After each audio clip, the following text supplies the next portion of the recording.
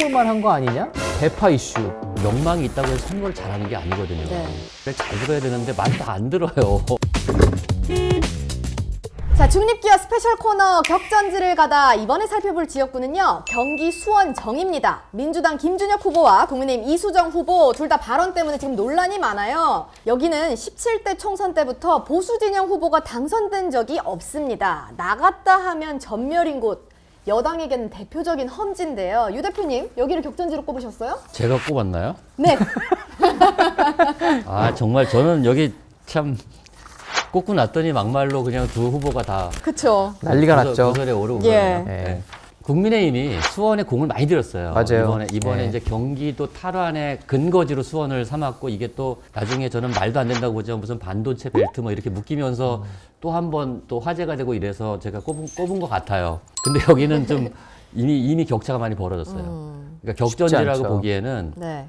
이 민주당 후보가 오차범위 밖에서 앞서고 있는 조사들이 많이 나오고 있어서 수원이 이제 5개 선거구가 있는데, 여기에 이제 그 박문규 전 산업부 장관도 들어가 있고, 국민의힘에서 아무튼 전력 투구를 했음에도 불구하고 이번에 수원 벨트 탈환은 쉽지 않을 것 같다. 뭐 이런 생각이 듭니다. 네. 사실 이 지역이 애초에는 박광원 전 원내대표가 3선을 했던 지역인데, 공천 파동으로 사실 탈락하면서 균열이 사실 일어날 수 있는 가능성이 점쳐지긴 했었어요. 선거 초반에는. 이수정 후보라는 좀 상대적으로 인지도가 높은 후보가 공천이 되면서 여권 지지층들 사이에서는 해볼만 한 거 아니냐? 이런 인식들도 있었어요. 네.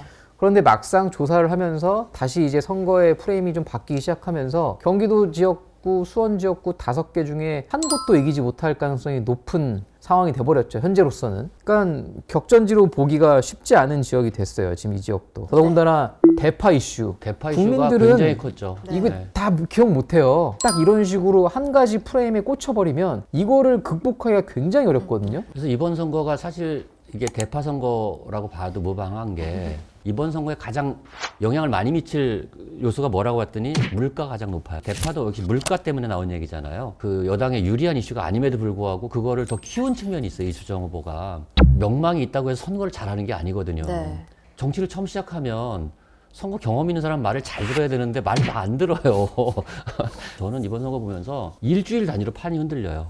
지금까지 그래왔거든요. 일주일 단위로 판이 그냥 크게 출렁해요. 이 얘기 뭐냐면 그만큼 중도층이 많다는 얘기예요. 이 중도층들은 어느 한쪽에 딱 붙어있지 않기 때문에 계속 흔들리게 되거든요. 그렇죠. 그런 상황에서 이 대파 이슈 이런 것들은 굉장히 크다고 볼 수 있고, 수원정 조사를 보면 오차범위 내로 붙어있다가 최근 들어서 한 조사들은 딱 오차범위 밖으로 밀리는 뭐 이런 결과들이 나오고 있습니다. 근데 사실 민주당 김준혁 후보도 박정희 위안부 비하 과거 막말 발언이 굉장히 센 막말 발언이잖아요. 몰라요, 사람들이. 차마 이거를 방송에서 언급하기가 힘들 정도의 막말이라 회자가 덜 됐을 가능성도 있어요. 그리고요, 이게 그런 게 있는 것 같아요.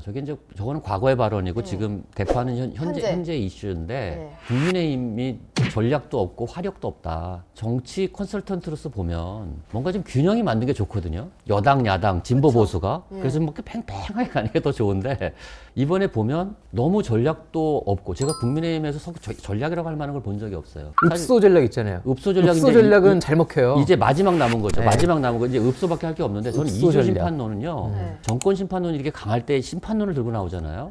묻히죠? 아니죠. 심판론이 강화돼요. 제가 이 얘기는 항상 얘기하는 건데, 사람들은 심판에 집중을 해요. 근데 대통령제에서 중간에 치러지는 총선은요, 무조건 정권에 대한 평가 선거예요. 성격이 그래요. 야당에 대한 평가 선거가 아니라니까요. 이걸 자꾸 동일시하면 안 되는데 또 이조 심판론을 들고 나온단 말이에요. 대통령 당하고 깜짝 놀란 게, 우리 대통령께서는 이제 건전재정이라는 말을 사용하시거든요.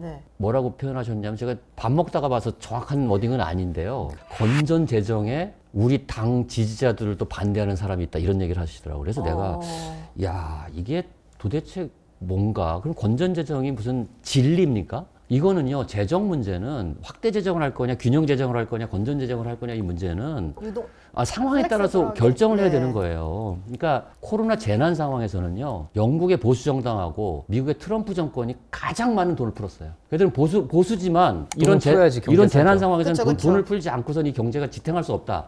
이제 경제 상황이 굉장히 안 좋잖아요. 물론 물가 때문에 지금 재정을 푸는 게 물가를 더 높일 수가 있어요. 근데 그러면 지금 물가를 어떻게 잡겠다. 공급망 문제를 어떻게 해결하든 사과 하나에 8,000원씩 하는 게 말이 안 되잖아요, 사실은. 그러니까 우리 이게 시민들이 이제 그런 게 피부에 느껴지면 굉장히 불편해하니까. 네. 근데 이런 문제들에 대해서 너무 민감성이 떨어진다 이렇게 생각을 합니다. 네, 자 실언과 막말의 대결. 오랜 민주당 텃밭에서 과연 보수 후보 당선자가 나올 수 있을지 지켜보도록 하고요. 경기 수원정 살펴봤습니다.